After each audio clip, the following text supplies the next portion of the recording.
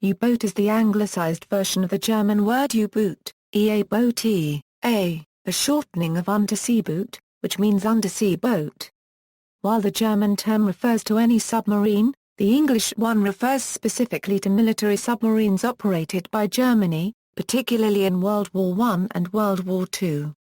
Although at times they were efficient fleet weapons against enemy naval warships, they were most effectively used in an economic warfare role, enforcing a naval blockade against enemy shipping.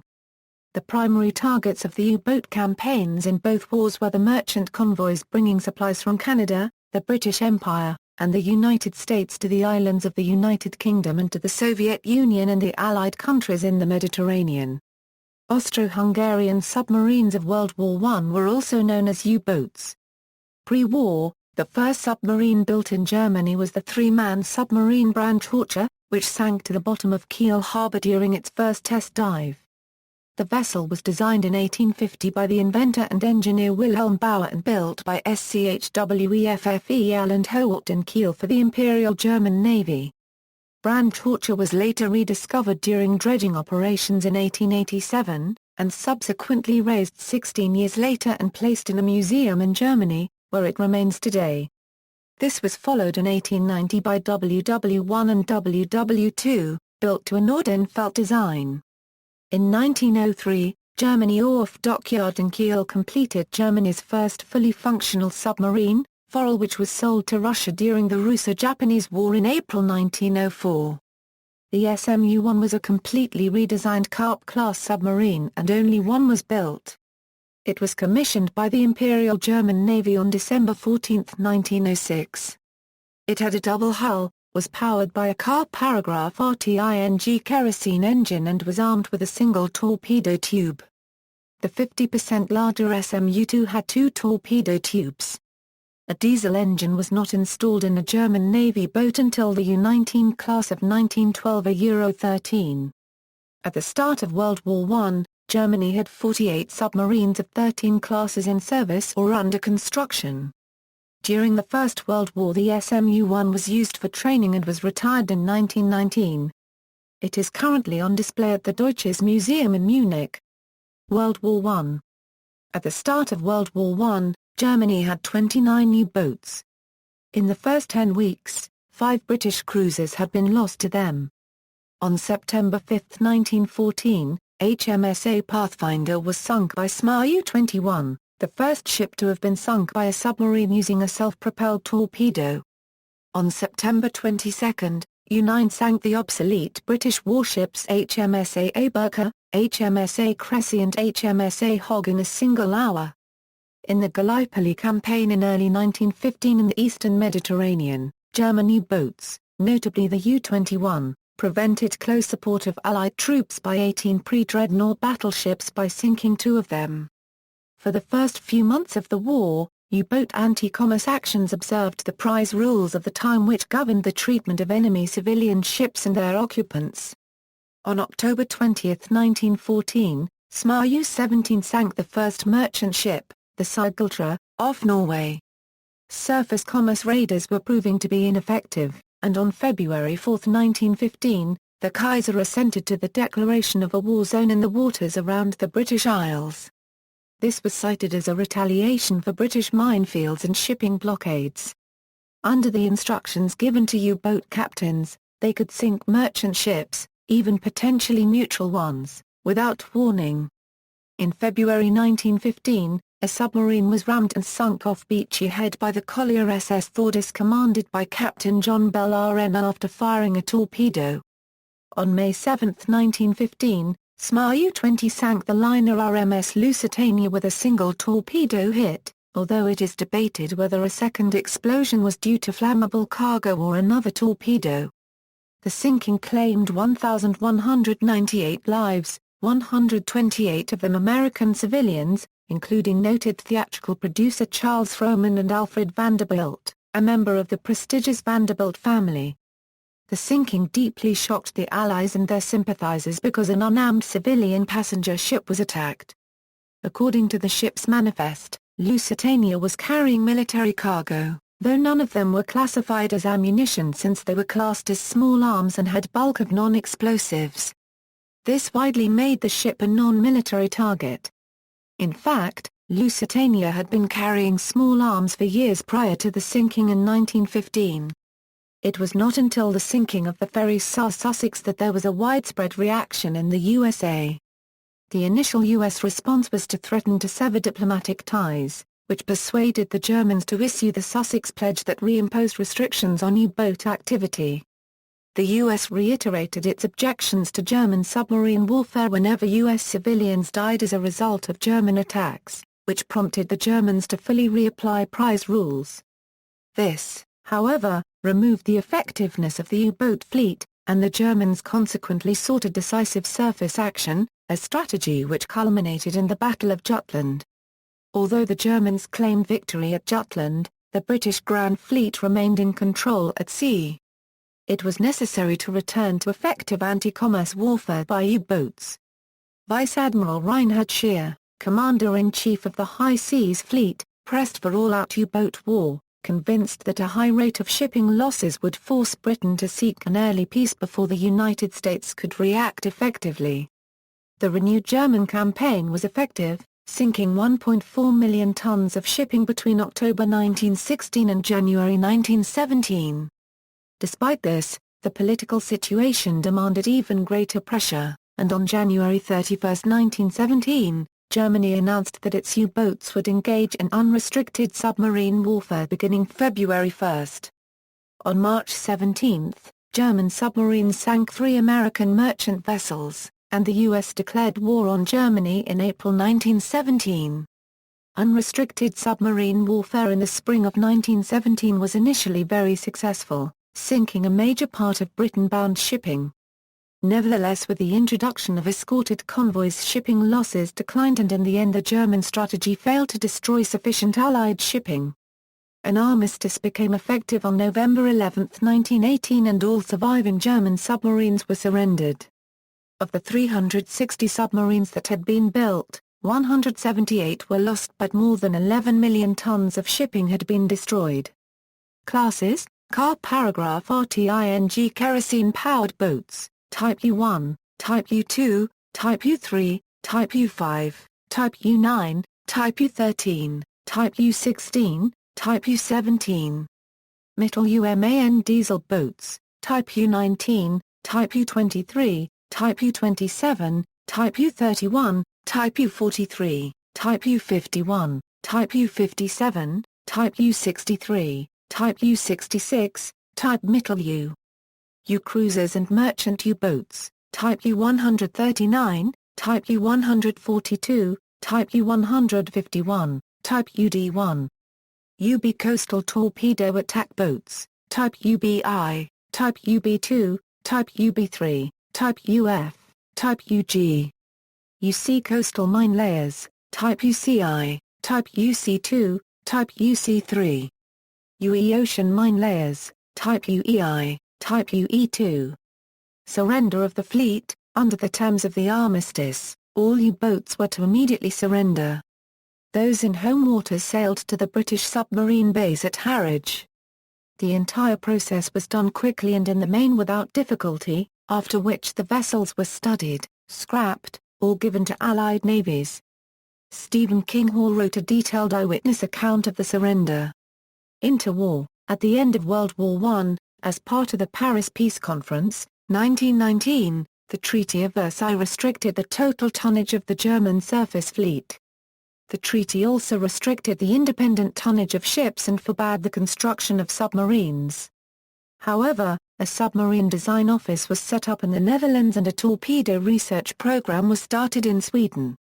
Before the start of World War II, Germany started building U-boats and training crews, labeling these activities as research, or concealing them using other covers.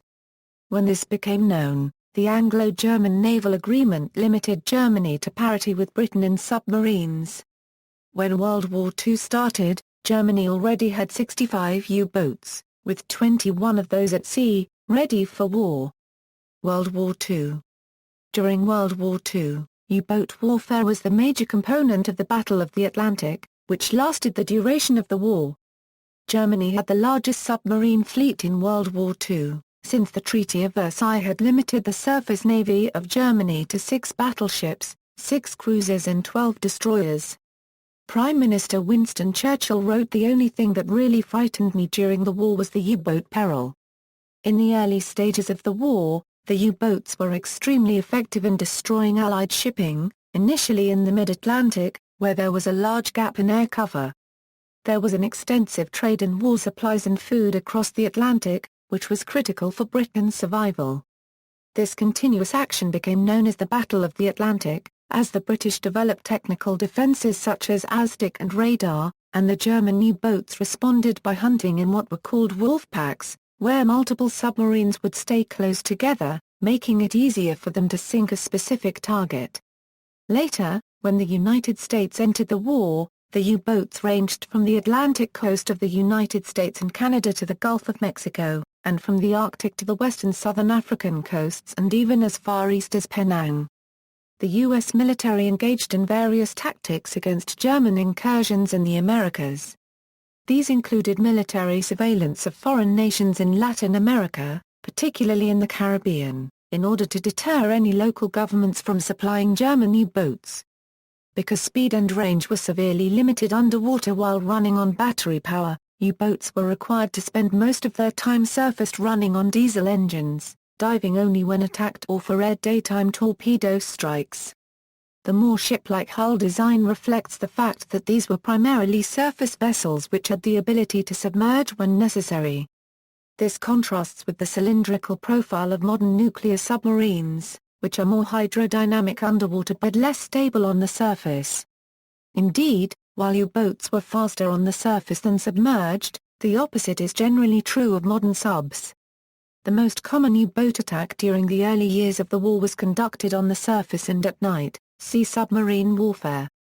This period, before the Allied forces developed truly effective anti-submarine warfare tactics, was referred to by German submariners as Die Glang-on-Kortekliche Zeit, or the happy time. Torpedoes. The U-boat's main weapon was the torpedo, though mines and deck guns were also used. By the end of the war, almost 3,000 Allied ships were sunk by U-boat torpedoes. Early German World War II torpedoes were straight runners, as opposed to the homing and pattern running torpedoes which were fielded later in the war. They were fitted with one of 2 types of pistol trigger, impact, which detonated the warhead upon contact with a solid object, and magnetic, which detonated upon sensing a change in the magnetic field within a few meters. One of the most effective uses of magnetic pistols would be to set the torpedo's depth to just beneath the keel of the target. The explosion under the target's keel would create a shock wave, and the ship could break in two. In this way, even large or heavily armored ships could be sunk or disabled with a single well-placed hit. In practice, however, the depth-keeping equipment and magnetic and contact exploders were notoriously unreliable in the first 8 months of the war. Torpedoes would often run at an improper depth, detonate prematurely, or fail to explode altogether, sometimes bouncing harmlessly off the hull of the target ship. This was most evident in Operation Weser 1/4 Bung, the invasion of Norway, where various skilled U-boat commanders failed to inflict damage on British transports and warships because of faulty torpedoes. The faults were largely due to a lack of testing. The magnetic detonator was sensitive to mechanical oscillations during the torpedo run and at high latitudes fluctuations in the Earth's magnetic field. These were eventually phased out, and the depth-keeping problem was solved by early 1942.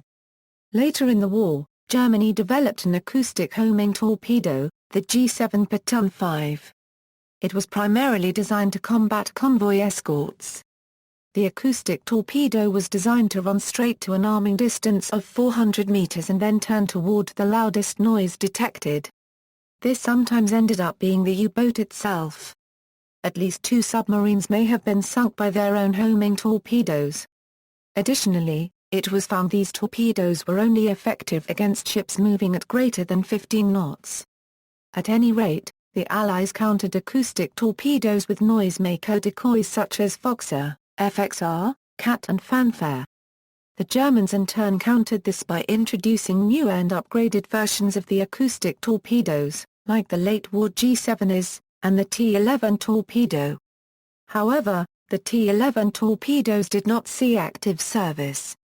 U-boats also adopted several types of pattern-running torpedoes which ran straight out to a preset distance, then traveled in either a circular or ladder-like pattern. When fired at a convoy, this increased the probability of a hit if the weapon missed its primary target. U-boat developments. During World War II, the Kriegsmarine produced many different types of U-boats as technology evolved. Most notable are Type 7, known as the workhorse of the fleet, which was by far the most produced type, and the Type 9 boats, which were larger versions of the 7 but specifically designed for long-range patrols, some traveling as far as Japan and the east coast of the United States. With the increasing sophistication of Allied detection and subsequent losses, German designers began to fully realize the potential for a truly submerged boat. The Type XXI electro-boot was designed to favor submerged performance both for combat effectiveness and survival. It was the first true submersible. The Type XXI featured an evolutionary design that combined several different strands of the U-boat development program, most notably from the Walter U-boats, the Type 17, which featured an unsuccessful yet revolutionary hydrogen peroxide propulsion system.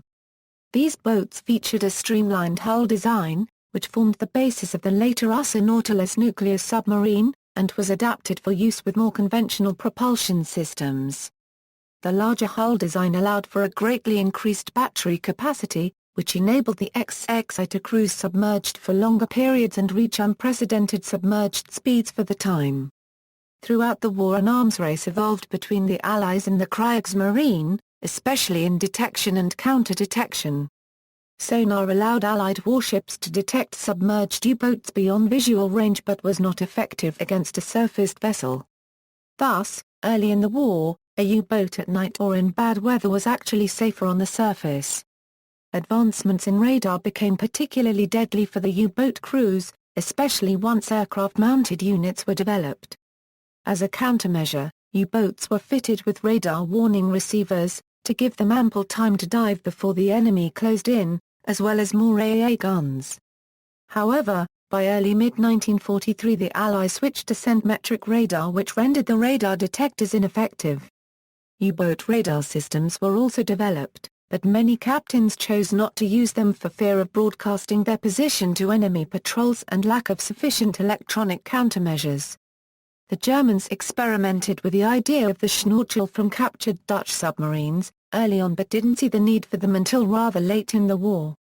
The Schnorchel was a retractable pipe which supplied air to the diesel engines while submerged at periscope depth, allowing the boats to cruise and recharge their batteries while maintaining a degree of stealth. It was far from a perfect solution, however. There were problems with the device's valves sticking shut or closing as it dunked in rough weather. Since the system used the entire pressure hull as a buffer, the diesels would instantaneously suck huge volumes of air from the boat's compartments, and the crew often suffered painful ear injuries. Waste disposal, as is today, was a problem when the U-boats spent extended periods without surfacing. Speed was limited to 8 knots, lest the device snap from stress. The Schnorchel also had the effect of making the boat essentially noisy and deaf in sonar terms. Finally, Allied radar eventually became sufficiently advanced that the Schnorchel mast itself could be detected beyond visual range. Several other pioneering innovations included acoustic and electro-absorbent coatings to make them less of an ASDIC or radar target. The Germans also developed active countermeasures such as facilities to release artificial chemical bubble-making decoys, known as BOLD, after the mythical kobold. Classes: Type I, Type II, Type V, Type 7 are the workhorse of the U-boats, with 700 active in World War II. Type 9 are these ocean-going U-boats operated as far as the Indian Ocean with the Japanese, and the South Atlantic. Type X, Type 11, Type 14 are used to resupply other U-boats. Nicknamed the Milk Cow, Type 17, Type XXI are known as the Electro-boot, Type XXIII, smaller, version of the XXI used for coastal operations, midget submarines, including Bibber, High, Mulch, Serhund. Uncompleted U-boat projects, countermeasures.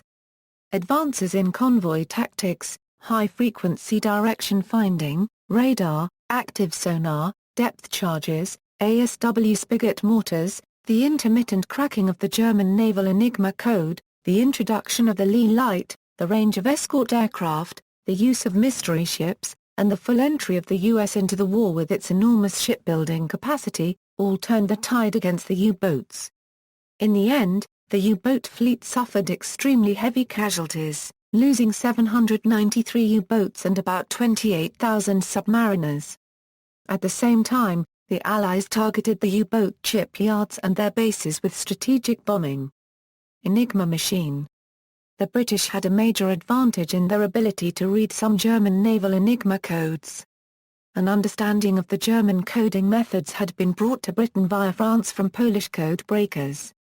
Thereafter, code books and equipment were captured by raids on German weather ships and from captured U-boats. A team including Alan Turing used special-purpose bombs and early computers to break new German codes as they were introduced. The speedy decoding of messages was vital in directing convoys away from wolfpacks and allowing interception and destruction of U-boats. This was demonstrated when the naval Enigma machines were altered in February 1942 and wolfpack effectiveness greatly increased until the new code was broken. The German submarine U-110, a Type IXB, was captured in 1941 by the Royal Navy, and its Enigma machine and documents were removed. U-559 was also captured by the British in October 1942. 3 sailors boarded her as she was sinking, and desperately threw all the code books out of the submarine.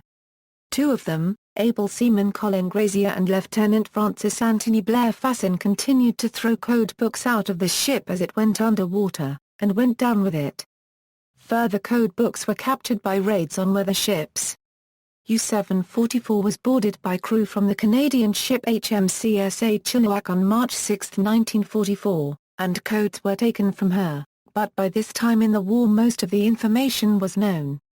The U-505, a Type IXC, was captured by the United States Navy in June 1944. It is presently a museum ship in Chicago at the Museum of Science and Industry. Battle of Belle Island. 2 events in the battle took place in 1942 when German U-boats attacked 4 Allied ore carriers at Belle Island, Newfoundland. The carriers Tsar Saganaga and the Tsar Lord Strathcona were sunk by U-513 on September 5, 1942, while the Tsar Rosecastle and PLM-27 were sunk by U-518 on November 2 with the loss of 69 lives. When the submarine launched a torpedo at the loading pier, Belle Island became the only location in North America to be subject to direct attack by German forces in World War II. Operation Deadlight. Operation Deadlight was the code name for the scuttling of U-boats surrendered to the Allies after the defeat of Germany near the end of the war. Of the 154 U-boats surrendered, 121 were scuttled in deep water off Lissahelly, Northern Ireland or Loch Ryan, Scotland in late 1945 and early 1946. Post-World War II.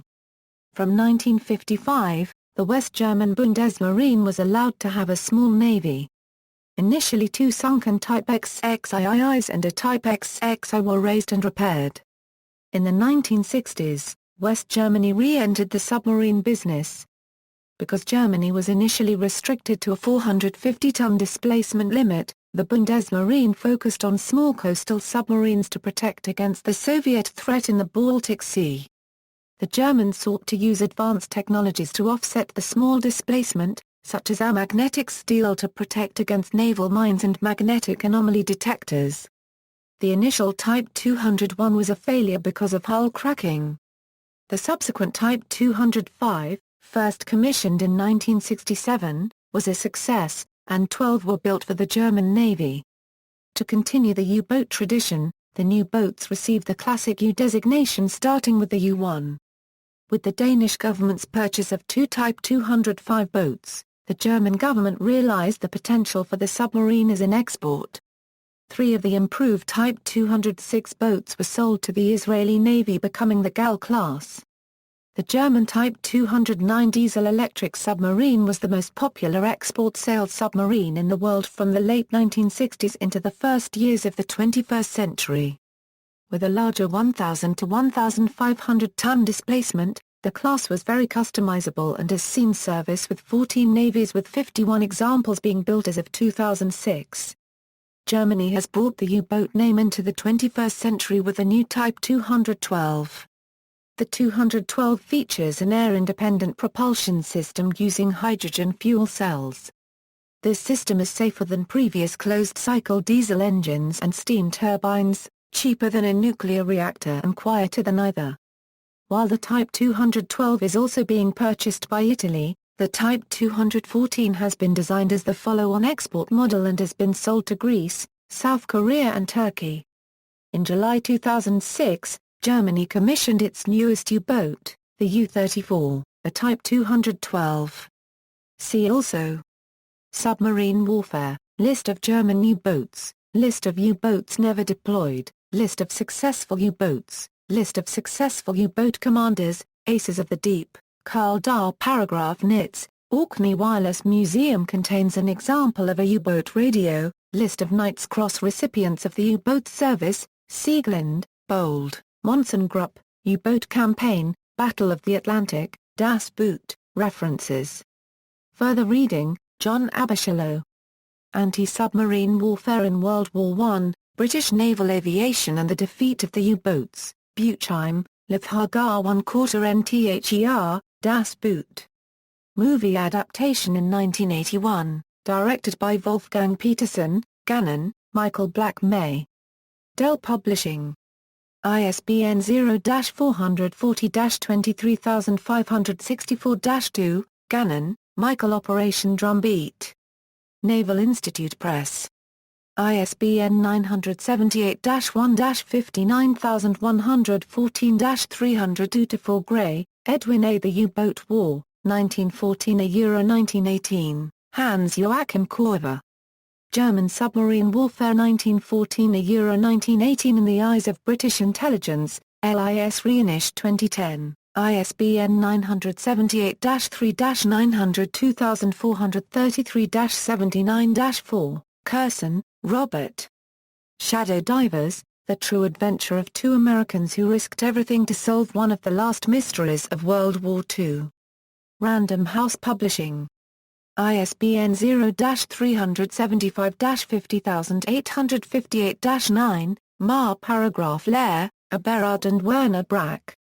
The Encyclopedia of U-Boats, from 1904 to the present. ISBN 1-85067-623-3, O'Connor, Jerome M. Inside the Grey Wolf's Den. Naval History, June 2000. The U.S. Naval Institute Author of the Year feature describes the building and operation of the German U-boat bases in France. Preston, Anthony. The World's Greatest Submarines. Stern, Robert C. Battle Beneath the Waves, U-Boats at War. Arms and Armor Sterling Publishing. ISBN 1-85409-200-6. Schauel, Jack Moorman. The U-Boat Century, German Submarine Warfare, 1906–2006. ISBN 1-59114-892-8, Van der Vat, Dan. The Atlantic Campaign. Harper and Row, 1988. Connects submarine and anti-submarine operations between World War I and World War II, and suggests a continuous war. Von Schreck, Karl. U-122, The Diary of a U-Boat Commander. Diggory Press. ISBN 978-84685-049-3, Georg von Trapp and Elizabeth M. Campbell. To the Last Salute, Memories of an Austrian U-Boat Commander, Westwood, David. U-Boat War, Dönitz and the Evolution of the German Submarine Service 1935–1945. ISBN 1-932033-43-2, Werner, Herbert.